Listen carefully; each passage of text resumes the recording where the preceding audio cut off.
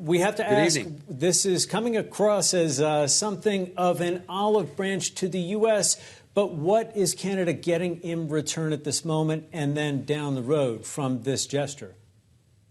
So thank you for the question. As the president said today, and as he said to the prime minister in his what we thought was a positive telephone conversation yesterday, if we're preparing for a review of the USMCA, of the trade agreement, which is built into the agreement in 2026, the Americans had in their tariffs respected imports into the United States that were compliant with the USMCA agreement.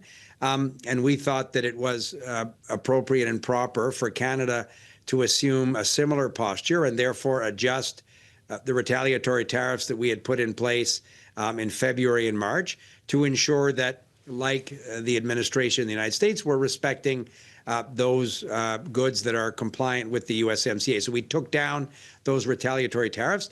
And based on my conversations with Secretary Lutnick, the Prime Minister speaking with President Trump, we're optimistic that we can work with President Trump and his administration and come to an agreement that can be beneficial for the economy of both countries. There are so many things that we can do collaboratively. The economies are so integrated in strategic sectors important to the president. We think there's a lot of positive things that we can do. And this was an important step in terms of getting us to that conversation. Well, I do want to drill down on this idea of strategic sectors and ask you about how negotiations are going when it comes to steel and aluminum tariffs, because 50% levy is, of course, a very high rate. Have you gotten any indications that that rate is going to come down?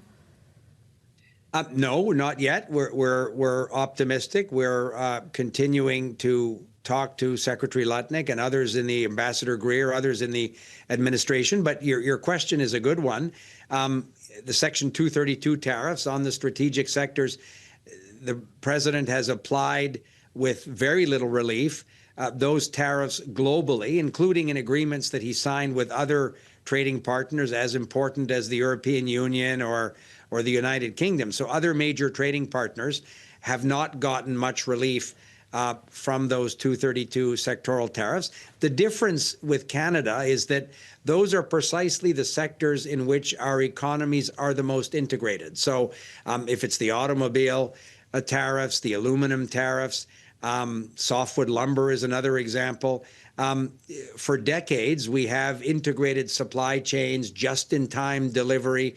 I've said before, Canada and the United States don't as much as sell things to each other, but build things together and sell them around the world. We've taken very, very tough measures, as has the United States, with respect to dumping from countries like China of steel and aluminum. So we're optimistic that we can continue to have those conversations with President Trump's administration and make the case that there's an economic opportunity for both countries if we reset some of those sectoral tariffs. Minister LeBlanc, a number of other U.S. trading partners, including Japan and the European Union, have made investment pledges in the U.S. As a way of perhaps lowering the tariff burden that they might ultimately face from Washington. Is Canada considering making a similar commitment to invest in the U.S. The way that other trading partners have so far? Those have absolutely been part of our conversations with President Trump's administration at many levels. Canada is already the second most important foreign direct investor in the U.S. economy. If you take just the pension funds in Canada, just take that one example, there's 8 large pension funds that invest around the world. If you take the enterprise value of those investments, it's almost $1 trillion of investment in the United States economy.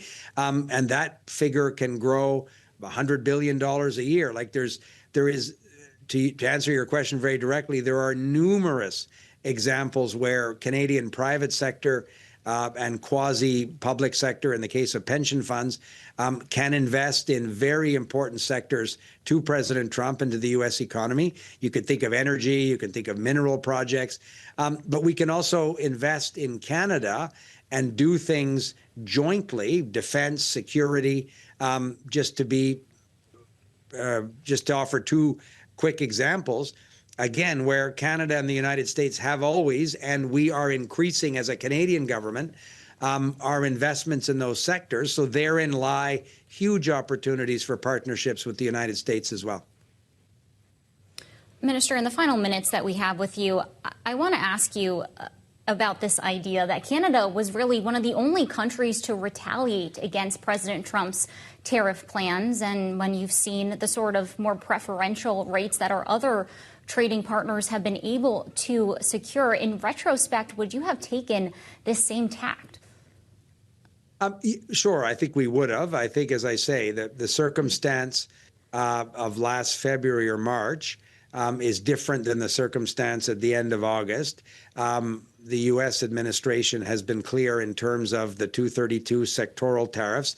We've seen, to your question, examples of agreements they've signed with those countries that haven't provided much relief, if any, in the 232 sectoral tariffs.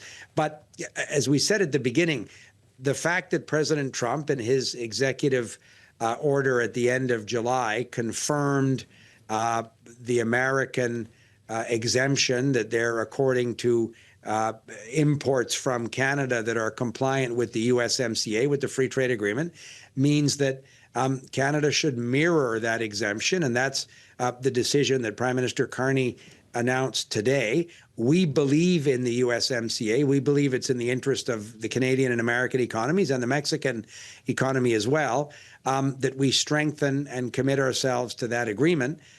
President Trump did that with the carve-out that he provided Canada, which puts us at a marginal advantage to other countries. But we want to respect that commitment and ensure that we're also mirroring that decision that President Trump made.